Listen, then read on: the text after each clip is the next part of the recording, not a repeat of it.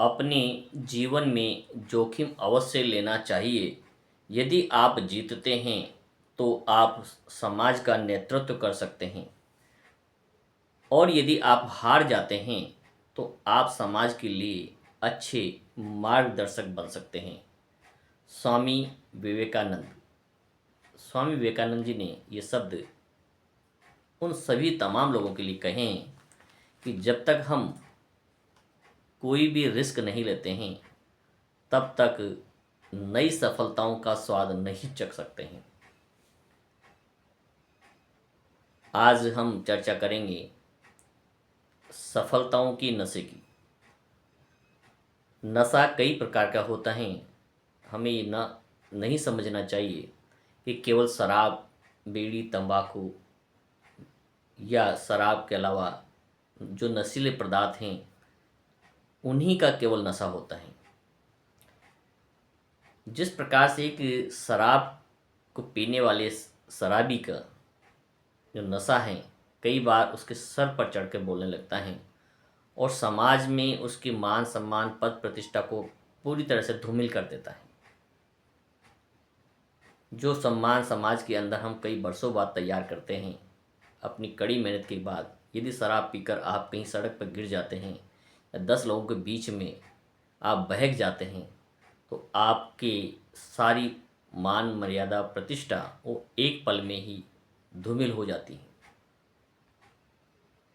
लेकिन आज हम जिस नशे की बात कर रहे हैं वह है पद का नशा।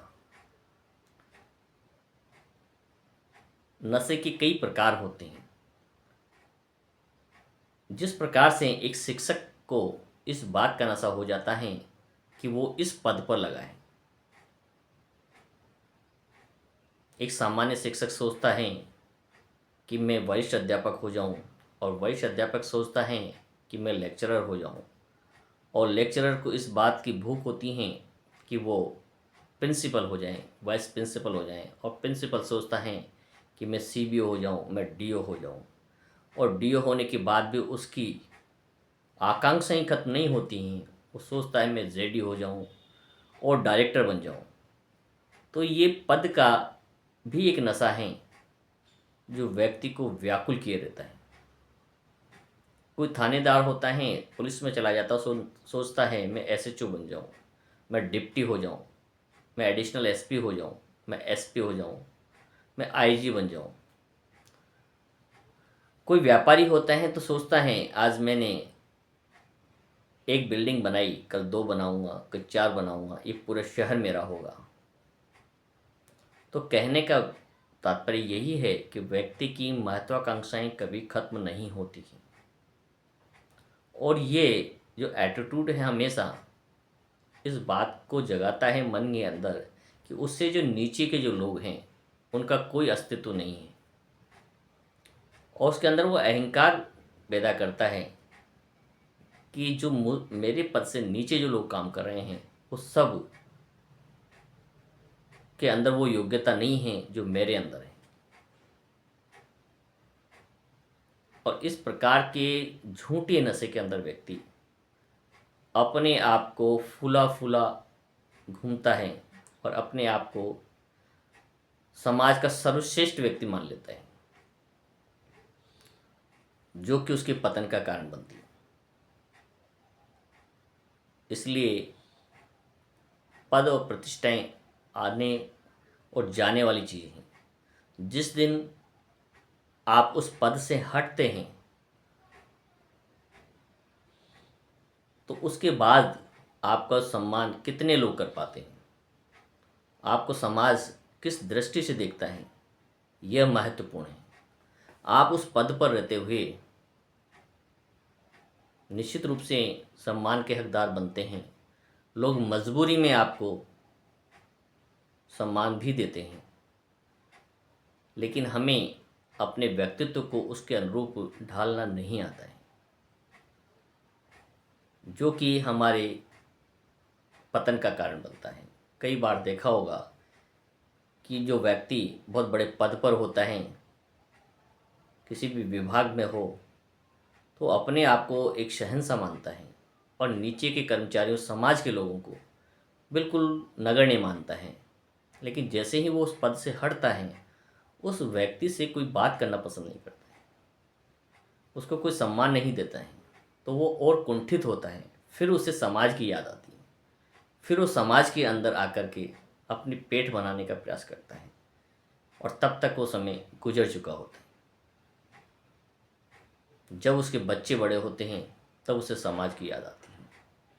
तो कहने का तात्पर्य ये है कि पद प्रतिष्ठा मान और सम्मान का जो नशा है, उससे हमें बाहर निकलना होगा, अपने व्यक्तित्व को निखारना होगा, और हमें समाज के साथ जो है व्यवहार हमारा हमेशा एक जैसा बनाए रखना होगा। क्योंकि पद और पद की प्रतिष्ठा हमेशा हमारे साथ रहने वाली नहीं है।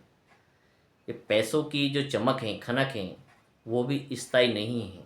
आज हैं और कल समाप्त हो जाएगी। अपने समाज के अंदर व्यक्तित्व को, व्यवहार को, जो आपका स्पष्ट, आपका जो प्रेजेंटेशन होना चाहिए, आपका बात करने का तरीका, आपके बैठने का तरीका, आपके व्यवहार, आपका आचरण इस प्रकार का हो कि समाज आपकी तारीफ करें, उसका अनुकरण करें और आपको फॉलो भी करें। तब तो आपका इतने बड़े अधिकारी पद पर रहना सार्थक है, अन्यथा नहीं है। और किसी भी व्यक्ति के परिवर्तित होने के लिए कोई समय निश्चित नहीं है। हो सकता है कल तक मुझ में कई बुराइयां रही हो, कई कमियां रही हो, उसे मैं स्वीकार भी करता हूँ, और उसे बदलने का प्रयास हमें करना चाहिए। ज़रूरी नहीं कि यदि हमारा इतिहास पुराना गलत है, या हमारा गुजरा हुआ कल में जो कमियां थी उसे हम अब सुधार नहीं सकते, अब भी सुधार सकते हैं।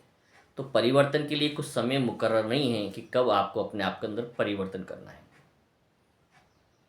उंगली मार जैसा व्यक्ति, जिसने 999 हत्याएं कर चुका था और एक हत्या करना उसकी बाकी था, लेकिन तथागत गौतम बुद्ध के संपर्क में आने पर वो बोधिसत्व बना।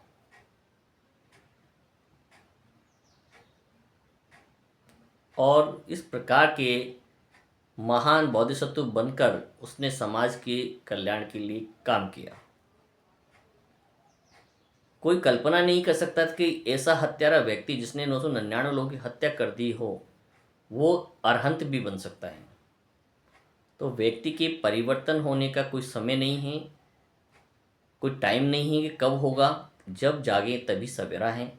आप जब भी अपने आप के अंदर परिवर्तन करना चाहें, कर सकते हैं। हो सकता है कल हम शराब पीते थे, लेकिन यदि हम जिस दिन भी यह प्रण ले लें, तो उस चीज़ को हम खत्म कर सकते हैं। क्योंकि हमें देखकर हमारे परिवार के बच्चे और समाज के जो लोग हैं, वो प्रभावित होते हैं। तो यदि कोई भी किसी भी प्रकार का नशा यदि हमारे अंदर है, तो उस नशे से बाहर निकलने की आवश्यकता है। समाज के लिए अच्छे नागरिक तैयार करने की आवश्यकता है। अच्छे लोगों की भीड़ नहीं, अच्छे नागरिक जो समाज को एक दिशा दे सकें, समाज का नेतृत्व कर सकें, समाज के लिए एक मार्गदर्शन का काम कर सकें। ऐसे लोगों को तैयार करने की आवश्यकता है, और हमें अपने आप को इस प्रकार से परिपक्व बनाने की आवश्यकता है। सभी साथियों को नमो बुद्धाय।